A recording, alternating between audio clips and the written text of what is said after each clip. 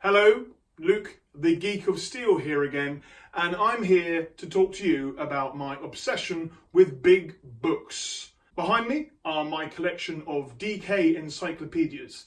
These books in particular are some of the favourites in my collection, and soon I'll be uploading a video focusing on these books. But today, forget about these. Today we are talking about this book, and this one is the biggest one now in my collection. I love cover art for comics. Everything from the crazy stuff through the 60s to the very early action comics of the 1930s. I have collected quite a few comics over the years, and I normally buy them for the cover art, not necessarily the story. If it's got something crazy on the cover, it will catch my eye. My favourite being Kryptonite Nevermore, just because it's got that epic image of Superman busting through kryptonite chains. Just like a variant comic has different artwork on the front cover, so does this book. And just look at that.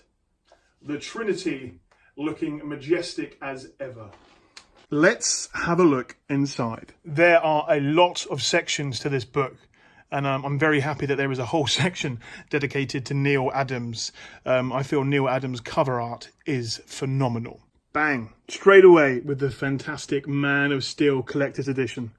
I think that once I've gone through this book, I'm going to have to hunt some of these comics, as I know I have this one in my collection somewhere. I love Michael Allred's art style. One of the variant issues of Action Comics number 1000 by Michael Allred was my favourite issue, and one day I hope to track him down so he can sign it for me. Turning the page and seeing some fantastic Darwyn Cooke artwork really made me smile and then frown, as we did recently lose Darwyn Cooke, and I feel that his artwork is missed, but I will always enjoy seeing his colours and the heroes he brought to life. These are really great prints as well. To see them on a larger scale is a joy. This was one of my favourites. Superman and Wonder Woman enjoying a moment together. Darwyn Cooke, you are missed. There's even a fun selfie section. I remember when these variants came out a few years ago, and this one is still an absolute favourite of mine. These movie poster variants came out in 2015. Even though I don't own the full collection of these, it is on my wish list. But I do own the Bill and Ted variant, where Bill and Ted were replaced by Superman and Doomsday. And I also have the Supergirl Wizard of Oz variant as well. Silly, fun comics. That is what I adore. They don't always have to be dark and gritty and serious.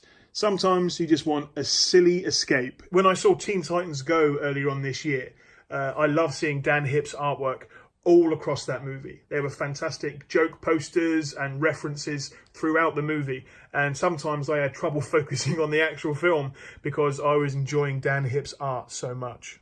This book is just a must-have for any DC Comics artwork fan, or any fan of artwork in general. Because to see all the different artists' styles and how the comics have changed over the years, it's just a treat to see. And this video will not do the book justice. Every single page gives you something glorious to look at, and I can't wait to look through it some more. Insight Editions, thank you very much for sending me this book to review. I'm off now to read this one more time and then continue increasing my list of variant covers for my wish list. I'm Luke, the Geek of Steel, and I'll be back soon.